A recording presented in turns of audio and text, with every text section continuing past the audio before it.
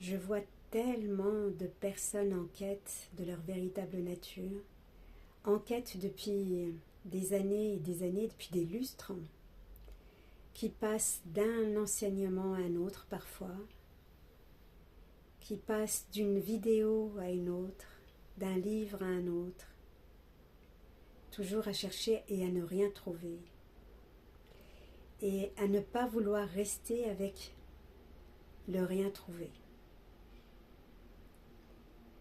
Ne pas entendre qu'il n'y a rien à trouver. Parce que bloqué probablement par la notion du savoir, comme on a été éduqué à savoir. Dans le monde manifesté, c'est comme ça que ça marche. On nous apprend qu'on doit savoir.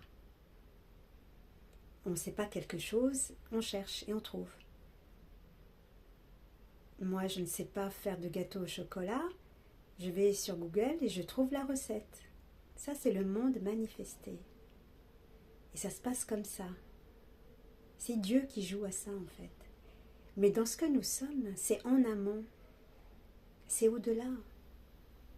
C'est le sans forme, c'est l'invisible. Il faut te rendre invisible, mon ami. Et c'est quand tu ne trouves rien, dans tes livres, dans tes enseignements, c'est de rester avec ça. Et le truc, le piège, c'est de ne pas rester avec ça. Parfois même, j'ai des personnes qui me disent, j'ai eu un déclic en regardant une vidéo, en lisant quelque chose. Mais ça ne veut pas rester avec pour le laisser mûrir, maturer, macérer, t'infiltrer, trouver sa place en toi. Ça veut tout de suite consommer. Tu vois, comme il y a pléthore en fait d'informations, de données, tout aussi alléchantes, tout aussi séduisantes, tout aussi riches. Et il y a un plaisir, tu vois. En fait, le mental, il se délecte là-dedans. Il trouve ça beau et il comprend tout mentalement même. Mais c'est pas vécu.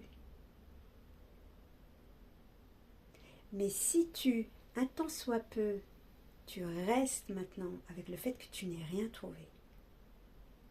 Tu restes avec le rien. Tu n'as rien trouvé.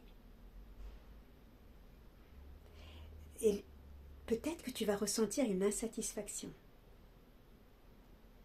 Laisse monter l'insatisfaction de n'avoir rien trouvé, de ne rien comprendre. Goûte l'insatisfaction, goûte cette frustration peut-être. Ou une colère, je ne sais pas en fait. Tout ce qui va te traverser, c'est organique en fait.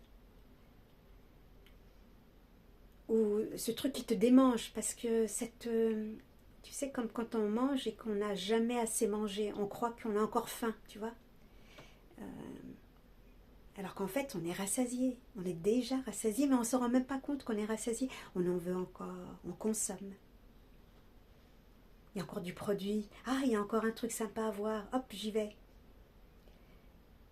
Et il n'y a rien de mal à ça, parce que c'est le monde manifesté. Et le monde manifesté joue. Les oiseaux chantent, le soleil se lève, les enfants jouent, crient.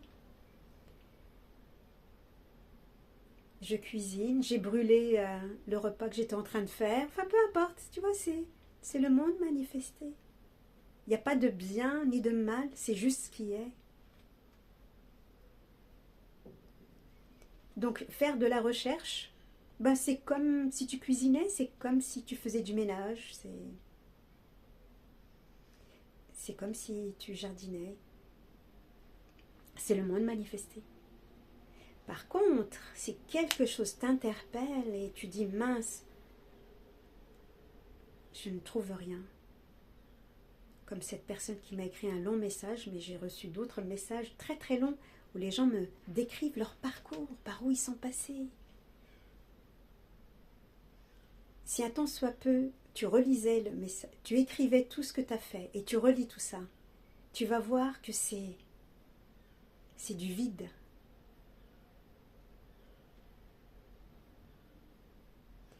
si tu ne l'as pas intégré, si un tant soit peu, tu n'as pas été pénétré par ça. Il vaut mieux en fait prendre une chose et oublier même sa routine de méditation, etc. pour rester avec ça, tu vois, pour ce rien, le fait que je découvre par exemple qu'il n'y a personne, de rester avec ça. Et que même s'il y a une peur qui monte, ok, laisse, tout va bien. Même s'il y a une colère qui monte, ok, tout va bien, parce qu'on peut se dire, mince, alors, il n'y a personne, ça m'énerve. Mais en réalité, tout va bien. Et de laisser infuser ce rien, qu'il n'y a rien à trouver. J'aurais beau chercher, c'est pas le mental, c'est pas le savoir qui va me conduire à qui je suis, parce qu'il n'y a pas de chemin. Tu ne peux pas trouver ton chemin. Il n'y a pas de chemin. Tu baignes dans ce que tu es, tu baignes dedans, c'est toi.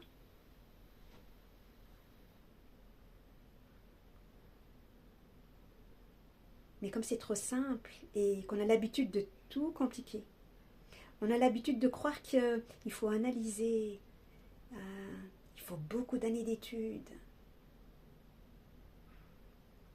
Et tu n'as pas non plus besoin d'être quelqu'un de très bon, de très gentil, de serviable, de généreux. Si tu l'es, tant mieux, parce que ce sont les attributs divins. Tu n'as pas besoin de te transformer, en fait, pour être qui tu es, parce que quand bien même tu serais un lâche, un radin, un méchant, même le pire des salopards, en fait, c'est Dieu. Dieu est là. Mais Dieu ne s'identifie à rien de tout ça en vérité. Ce que nous sommes ne s'identifie absolument à rien. Et en même temps, il peut jouer à s'identifier à tout. C'est le jeu de la manifestation. Donc, essaie de rester avec ce rien que tu n'as rien trouvé. Vis peut-être la frustration. Goûte la frustration. Ne reste pas au niveau mental. Parce que parfois on me dit, oui, ça me gêne. Mais on reste au niveau mental de la gêne. Non, la gêne doit être vécue de manière organique. Pour que tu découvres ce que c'est la gêne aussi. Ce sont des vagues énergétiques en réalité. Mais qui sont là. Donc si elles sont là, vis-les. Ne les rejette pas. Et si tu as de la résistance, parce que tu n'as rien trouvé et que cela ne te satisfait pas, regarde que cette résistance, en réalité, c'est ta volonté personnelle qui est là. Celle qui dit non.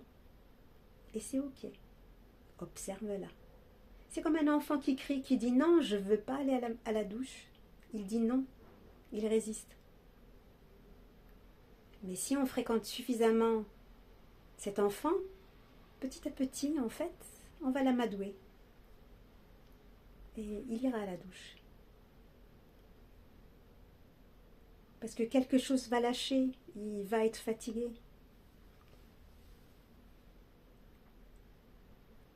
Et dans ce rien,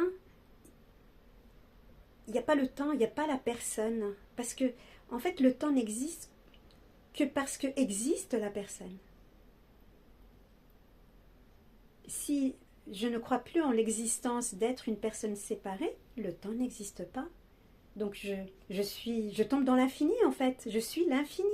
Il n'y a pas aucun effort en fait à devenir l'infini, à devenir l'instant. Il n'y a rien de tout ça. Il y a juste en fait à réaliser qu'il n'y a pas une personne qui existe de manière séparée. Je ne suis pas identifiée à une personne, à une chose. Et tu peux te poser la question, par exemple, où suis-je maintenant ? Et de laisser venir les réponses à toi. Donc si ça dit, je suis dans mon salon, ok. Mais qui est dans le salon en réalité ? Ah ben il y a le corps, ah d'accord. Mais en fait, et le corps et le salon changent tout le temps. Alors comment tu te sens avec ça ? Est-ce que le fait de te dire, je suis le corps, ça te fait du bien ? Si au contraire ça te dérange, tu vois, il y a quelque chose qui te gêne, goûte à cette gêne, que tu n'es pas satisfait. de cette réponse. Tu n'es pas dans ton salon, tu n'es pas dans ton corps. Goûte à ça. Mais si tu crois que tu es ce corps, goûte à la gêne, parce que ce corps, il change tout le temps. Comment tu te sens avec ça qui change tout le temps? Est-ce que tu te sens à l'aise ou est-ce que tu te sens mal? Donc ce n'est pas le goût de la vérité. En fait, le goût de la vérité, c'est très carré. Le goût de la vérité, c'est direct, c'est intime. Tu n'as pas besoin d'être convaincu, de te convaincre, de te persuader. Tu le sais tout de suite.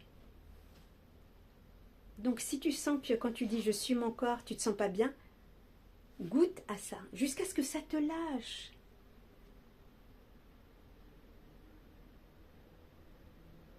En fait, les éléments vont te lâcher. Ce sont des pensées, en fait. Elles vont lâcher. Mais parce que tu es resté avec.